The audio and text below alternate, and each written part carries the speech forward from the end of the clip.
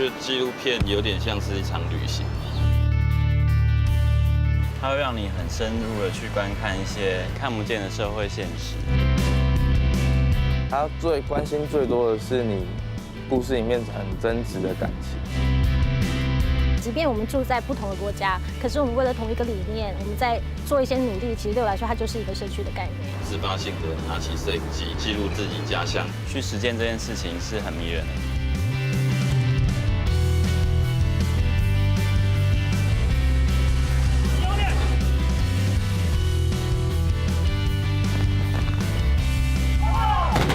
在地生活，在地故事，记录你的二三事。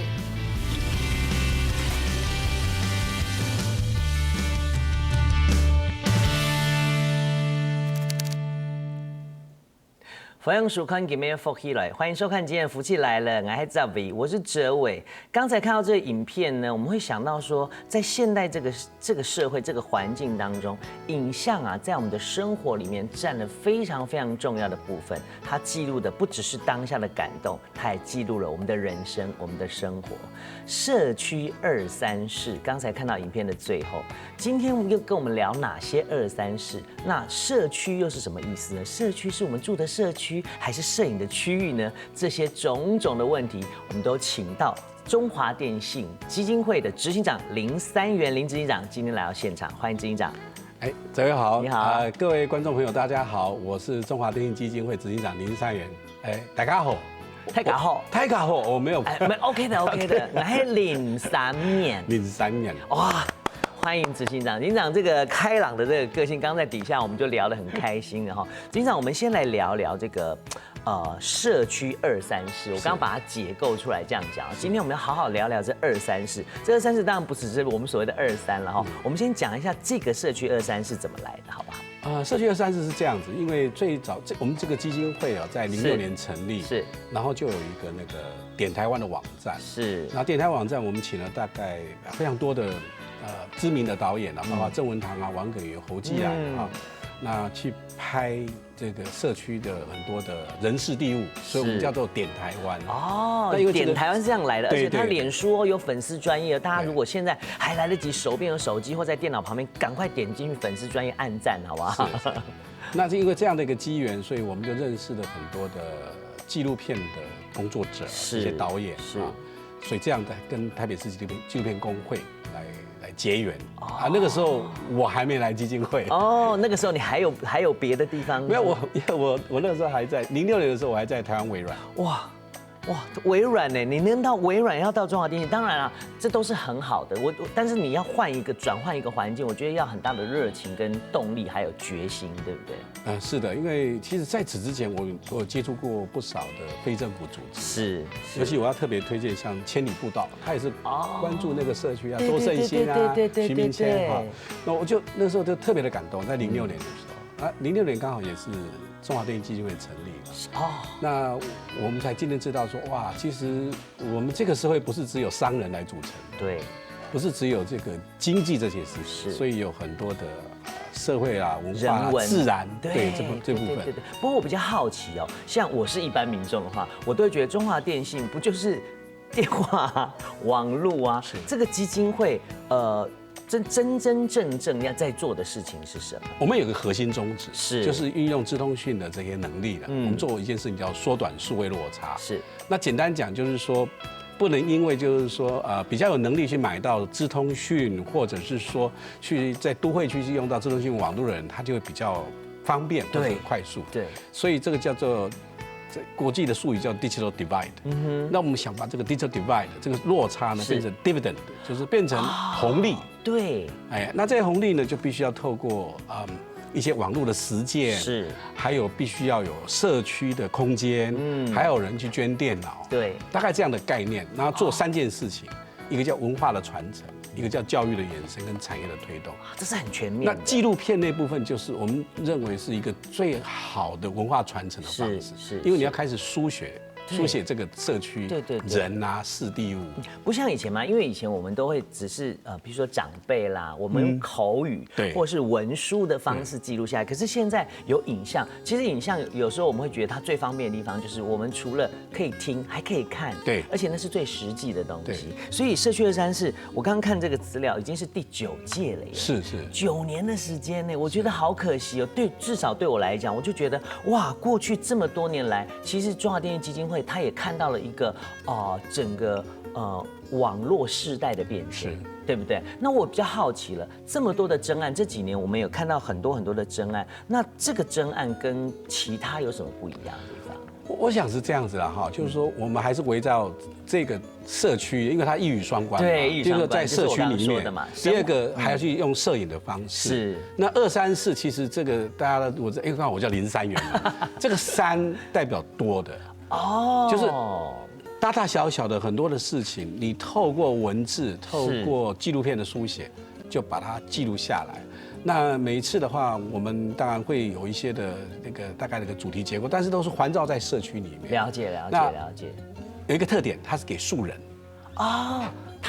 是给素人。对，就是任何一个人你都可以做的，都可以在你的生活里面。我们还有小学生参加哦，好棒哦！所以这个跟完全其他真案是不一样的，因为有些真案真的可能是很专业的人，或者是我为了某个特定的人事物去做的，那其实商业的也会比较多一点，对不对？但是中华电信基金会要做的，可能就是像刚刚执行长说的，对人文、对关怀、对自然、对传承，我觉得那是很重要的。就像我们刚刚一开始看到那个影片，我觉得很特别的是，这个怎么会跟这么多跟纪录片工会搭上线？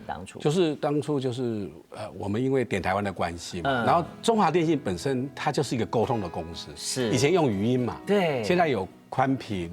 有网络，有云端，所以我们就想要运用我们的核心的技能，让大家能可以好好的去书写。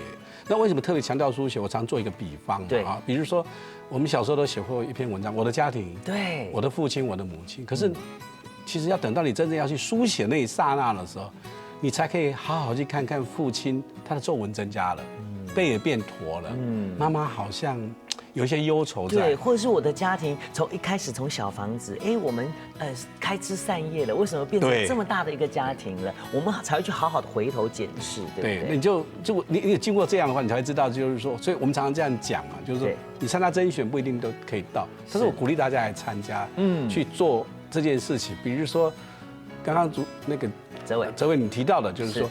比如说，你这个家是怎么来的？对，阿公当初是怎么努力来带爸爸妈妈啊？然后爸爸妈妈怎么生下我？对不对？然后我怎么样？家族做什么工作？对，我觉得这个太重要了，因为我们可能在时间的洪流里面，我们很快的自己都被自己的这些生活淹没了，对不对？是，这就是记录。对，好，所以我觉得执行长，你对纪录片一定有很特殊的情感。哦，有的，因为是啊，第一个就是说，当我在看。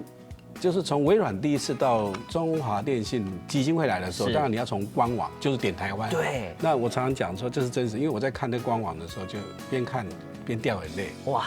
因为这里面有很多比如说那个时候921虽然已经过了一阵子，那是比如说我是08年来的，08年的10月1号来的，可是我说哇，其实921在产业推动还有这么一段故事，然后有人不放弃的在做一些事情。是。那个给我很大震撼，现在还是哦，现在还是啊，对，所以你现在就说莫拉克风灾以后，还是一大堆人在努力着，所以这里面是给我很大的震撼跟感动。那你还记得你自己一定有，像现在手机很方便，对不对？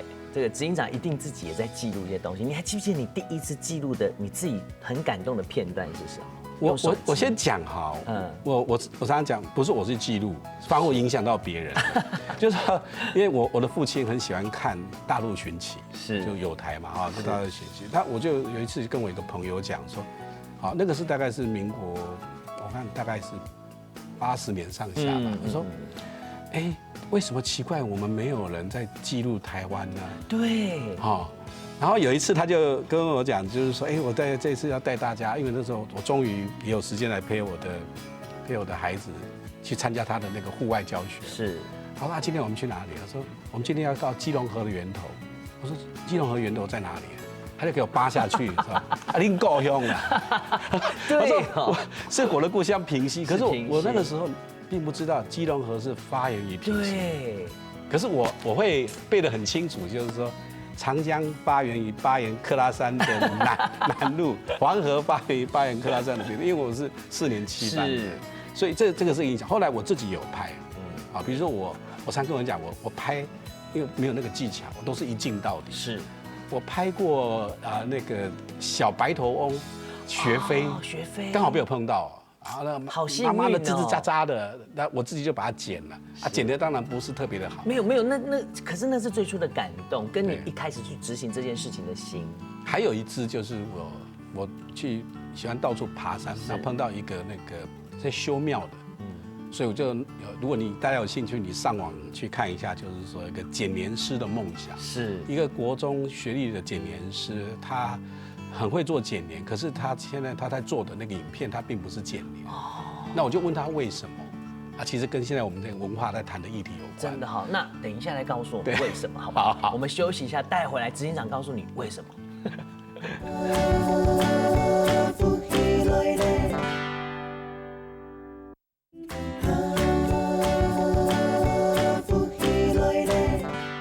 周润发起来的爱是10位，今日抢到是中华电信基金会执行长林三元林执行长。这位好，各位观众朋友，大家好，大家好，太搞好，太搞好，林三元，我这要多学几次。可以的，可以的，这跟纪录片是一样的，一开始都是这样。我们刚刚在上一段聊到为什么哈，执行长跟我们说一下为什么。他就讲一句话了哈，就是非常关键的，说柳公跟信斗啊，不衰败，哦，就不懂美丑，是不懂美丑，他不懂美丑，他都被修个短袜，他用闽南语，就是要那个什么，便宜又大碗，所以你看看现在这个是不是很像台湾？就是说，你如果今天有一些美的东西，属于艺术的东西，实际你要花更多的钱，对，去让它承包嘛。是，可是大家不给那么多钱，对，也那个信徒也不懂，所以这里面他讲的就是，其实它的意义，我把它扩大是说，我们的民众的生活美学是不够的。对，他也点出了很重要的问题。对啊，庙公就代表政府了。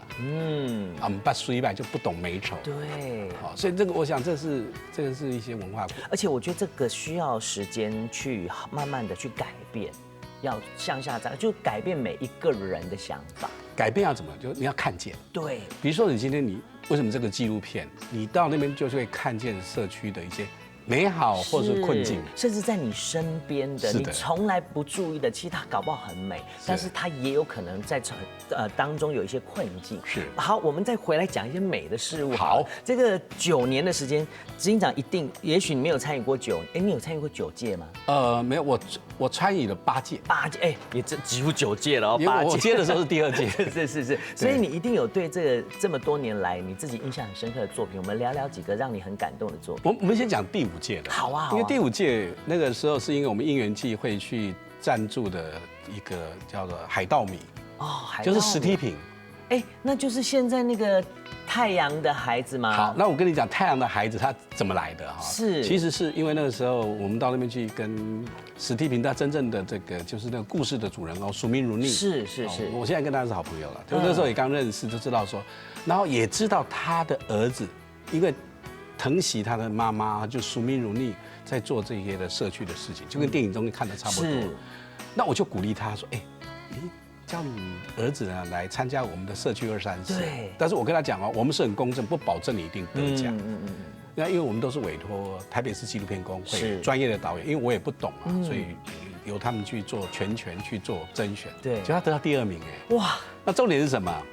因为里面的评审其中一位就纪录片工会的会员郑有杰郑导演，他看了也是感动万分，所以在跟拉高苏密就是那个导演，就2个人导演产生太阳，对，就变这个电影了，对不对？而且这电影就发光发热，甚至你看今年的金曲奖上面年度最佳歌曲《署名》，对不对？对。哇，我这就必须要感谢你们的这个没有执行长的鼓励，我觉得我们可能没有办法看到或感动这么棒的作品。我们也是很兴奋嘛因为常常有人在问我，就是说你们基金会来做这件事情，那它的影响是什么？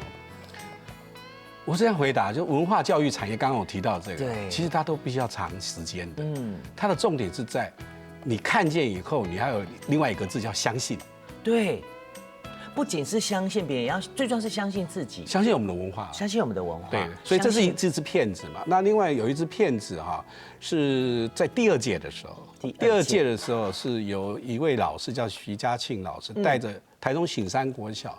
他在拍一个那个又聋又哑的阿嬷哈，因为小朋友观察到这阿嬷在捡狗屎，后来知道捡了10年，他就把它拍成纪录片。真的哦，对，那他去探究这个原因，对，然后才知道人生的故事。还有一个社区为什么有这么多的狗屎？哎，对耶，对哈，对，为什么？对啊，就是那是不是也衍生出了很多，譬如说流浪狗的问题？对，其实后面的问题很多，对。所以说他是用小孩子的眼光，去看待这个事情。是。那另外一个就是有一个叫金光布袋戏的，我们看到，那也知道这个。走江湖的这个一个在三重这边的一个金光布袋戏，那因为金光布袋戏，因为他的父亲就是突然就是心肌梗塞过往，是他本来就恨死了，就不想做了，可是后来他就还是承接下来。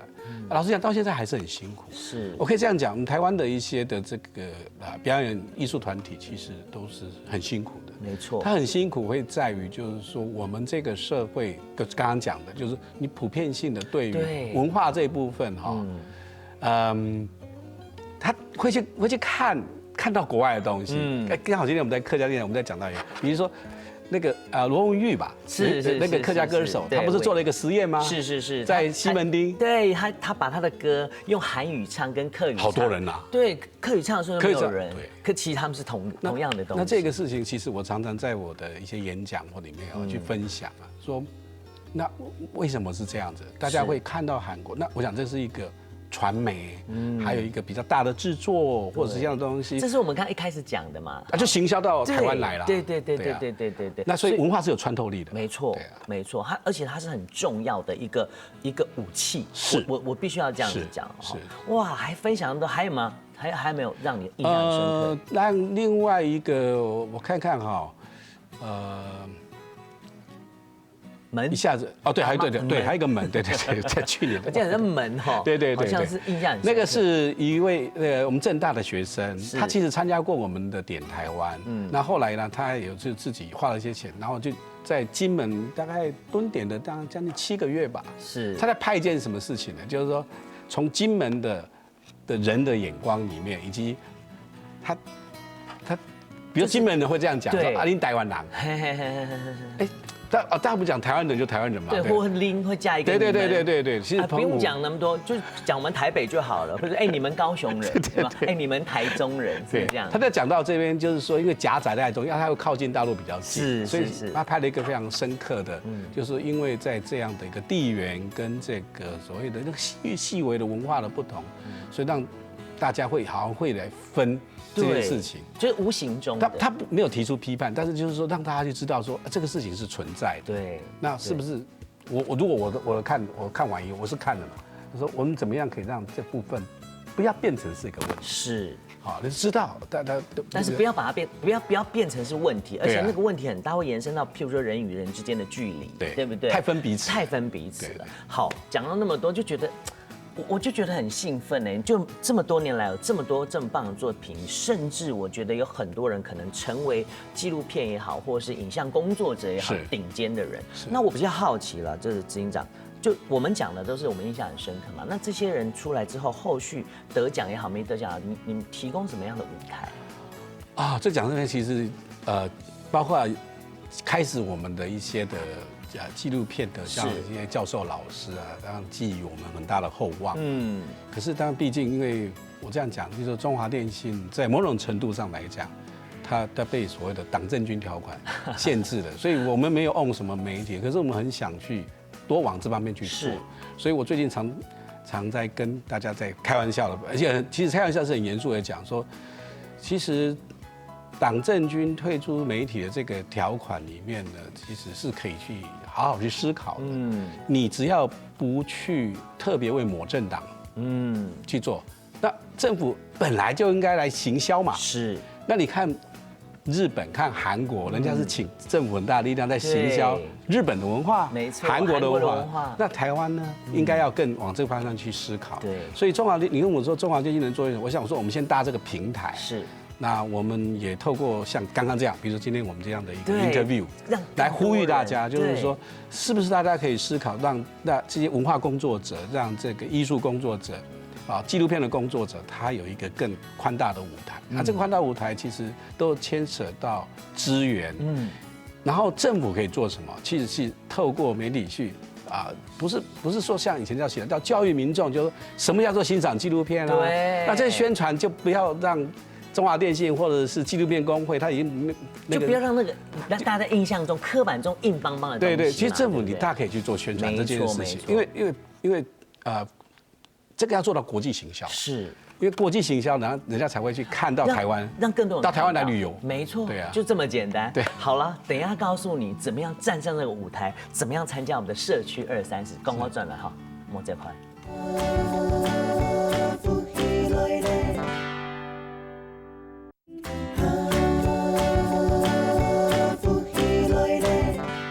非常重要，风雨来，欢迎回到福气来了。今天来到福气来了现场呢，是我们中华电信基金会的执行长林三元林执行长。这位好，各位观众大家好。太嘎后，太嘎后，太嘎后。执行长，我们刚聊了这么多哈，是来好好跟大家讲一下这个社区230。我刚刚讲了这么多后续的舞台嘛，不管是让大家看见你的作品，或者是我们导演跟导演之间，或文化纪录工作者之间的那个讨论，怎么样可以参加这个活动呢？到8月底。我们到8月底，第一个就是说，其实你如果有拍摄纪录片的那个热忱啊，是你就可以来到我们这个网站上去报。我们有办法，社区234。然后呢，大概就是那个影片都是在大概60分钟之内了。是。那我们还有比较短的，反正有长片、短片都有。是。那你就可以来把这个根据我们这个表格，然后把影片呢就往这个网站里面去送。所以任何的方法你都脸书搜寻社区234就可以，社区234就会非常清楚。记得到8月底赶快把你的作品好不好？赶快准备好，好好的在这个舞台上发挥你自己。那我们再回来再聊聊，就是刚刚后续这个舞台的，我觉得当然不只是我们单做这件事嘛，不然就不会做9届。我相信在每一届或每一次做完之后，除了刚刚执行长后续的舞台啦，就是我们可能在很多的地方让他们露出影展也好，或者是任何的可以让很多人看到他们纪录片的地方吗？有，我们会做几件事情啊。所以我们有个颁奖以外，那我们会到像一些社区大学，下乡，我们曾经也到庙口，就是面对面的接触，因为我们觉得这个是在过去不管是社区234或者蹲点台湾来讲，我们觉得非常有效的。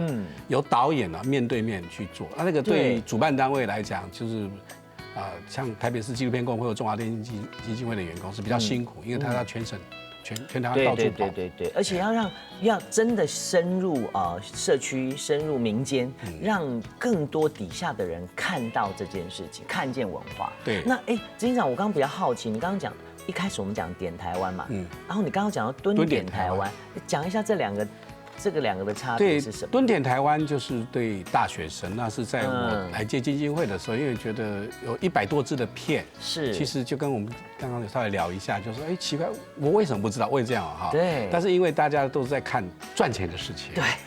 看媒体就看比较新三色的，所以对这些公益的，那人家就翻掉了那我看了以后，觉得说哇，那我已经有这么多片，我怎么想办法让大家知道？刚好那时候政大跟我们在谈这些合作，那谈合作我就把原来是给专业导演拍的那个预算就挪到变成给支持大学生。好佛心来，不是，我觉得大学生那边是我觉得他们更需要，为什么？因为他们很有可能你在这里埋下的种子，他们之后也许要变成国际的导演。有可能因为可能撒下的种子，他要慢慢的发芽。因为后来刚好也搭上现在这个微电影，所以我们实际上有不少的，就是在这样不一定政大，因为我们现在不只有政大了，对，全台湾的大专院校是。那根据我们这些学生的回馈以及参与的老师，他说我们无形中做一件很棒的事情。他不是只是说去到社区去拍一个纪录片，好像帮社区这样，其实反而是让学生导演这边他得到的体会是更大。没错，而且他得到的体会跟他必须承接下来，我觉得我必须要讲必须，因为他们可能都要往前走的嘛。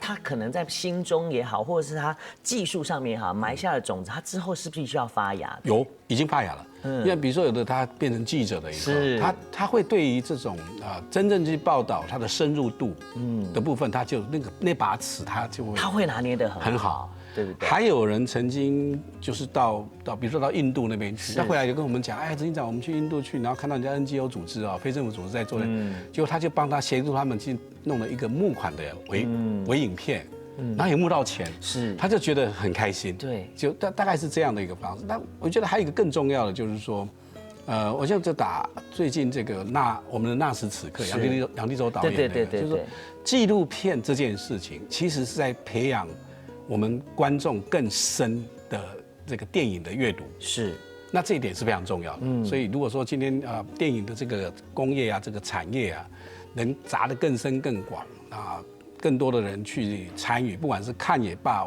或者是参与里面的制作，或者是因为不尽然每个人当导演，没错。所以这部分我想所有去支持纪录片的非政府组，像我们中华电影基金会这样，我想都应该要觉得说我们在帮这个社会一件很大的事情。也许短时间你看不到，可是我觉得要为长远而看。那我也很好奇执行长，像我们刚刚都一直在讲说参赛者也好，或者是学生也好，我倒很好奇，比如说我们下乡之后，或者是我们有这个舞台之后，观众在看完这个纪录片或看到你们这些成品出来之后，他们给你们的回馈是什么？他们的回馈很多是这样子啦，就是说比如说我们今天去拍我们有曾经像敦点台湾有拍过，像一个客家庄，像罗山那边。对。那个罗山我们拍过那个是个客家村嘛。那我们拍了有关斗笠这件事情，就是小朋友他们去关令马，令马。那个斗笠这个整个那个过程，它所呈现出来了就是也讲到现在就是当工业化以后，大家分工太细所产生的问题，就是变成失传。对，每个人会一种，对，他在那个影片里面呈现出来。对，那如果说我们就会回到，就是说OK， 如果说我们现在要把我们这些的手作这些产业，后面那个精神再带回来的时候，你可能要想办法再把它像拼图一样，再一点一点再拼回来。那怎么拼呢？纪录片，它就是一个很好，它就是个最好的媒介跟教材。对。不过讲到这个。手作这个执行长很厉害他有粉丝团今天执行长要给这个福气来了一个很特别的礼物。执行长要本福气来当特别的礼物给党外手作。你要现场做什么？这个是也是在社区里面去学到，在台东太麻里，就是一张方形的纸。我应该把它拍下来当纪录片。然后呢，就这样往上折。教大家做手作了。2/3、1/3。是。然后呢，这边就是一半一半，这边也一半一半最后把它捏起来就大概就成这样，像这样是，然后呢，再对折，对，这是什么？蝴蝶，对，像蝴蝶，这个你的想象力比较快，有时候小朋友他会讲说像飞机那我们让它更像蝴蝶，好。蝴蝶它有前翅跟后翅，前翅2/3，后翅1/3。那还要对蝴蝶非常了解。折凤蝶好，凤蝶还有一个小尾翅这纯粹是手丝手作对。哇，好厉害然后就小朋友，我把它当小朋友，这是小朋友，这蝴蝶缺什么？缺触须。对，触须。那触须做什么用的呢？触须是花蜜。花蜜也很还有呢，感觉，对，感知，对，你看看我这是多重要，把它记录下来，这是纪录片。那感觉感知的触须是英文怎么呢？因为现在国际化，英文怎么讲？不知怎么讲？跟感觉感知有关，跟中华电信也有关，它叫做 antenna antenna， 对，哇，所以你看看，好厉害。然后这蝴蝶呢，其实老师教我是用剪刀剪，我常常讲这个故事，后来变成手饰，手饰比较漂亮嘛，有边有毛毛，就比较自然，对，也比较多 surprise，而且更像。那我就常拿这个故事去跟大家分享，就是台湾现在全球都走向一个经济比较低迷，因为它这个景气的循环，还有人也变多了，资源变少了，所以其实它其实看似坏，是回到可能我们父祖辈那个，万一那个经济那么不好，对，那不好呢就没有资源，那就好像我没有剪刀，我那时候是因为忘记带剪刀。所以我只好逼不得已手撕，结果没想到说，哎，我做得更漂亮。对，所以我就跟年轻朋友讲啊，没有资源，创意的开始。只要你去想办法，然后最后呢，这个是我自己想的，老师也没教我哦，因为我想要让它做得更漂亮。好，所以追求真善美的过程呢，是其实也是纪录片导演他们在做的，也是所有的艺术家在做的。是，那我不是艺术家，然后你已经是艺术家了，哇！它是一个立体的哦，对，看到这样就比较清楚，它是一个立体的，来送给你，谢谢，谢谢。蝴蝶代表福气啊，也代表长寿，耄耋嘛。谢谢哇，我又有福气又长寿，谢谢。有福气也要加长寿，谢谢。我觉得。生命真的有时候会找到自己的出口，但是我觉得再怎么样，我们都必须要保有热情。谢谢执行长今天来跟我们分享这么多。帮我按赞，手编幸福，什么？用手编织的幸福，手编幸福是不是？好，手编幸福。执行长的这个粉丝专页按赞，按一次哦，按2次就取消哦，只能按1次哦，好不好？再一次告诉大家，第9届社区234已经进行中，所以赶快上脸书粉丝专页去看一下我们参与的办法。谢谢执行长，我们下次再好好的聊聊这个手撕幸福，好不好？可以啊，可以。好了，谢谢执行长，不要走开喽。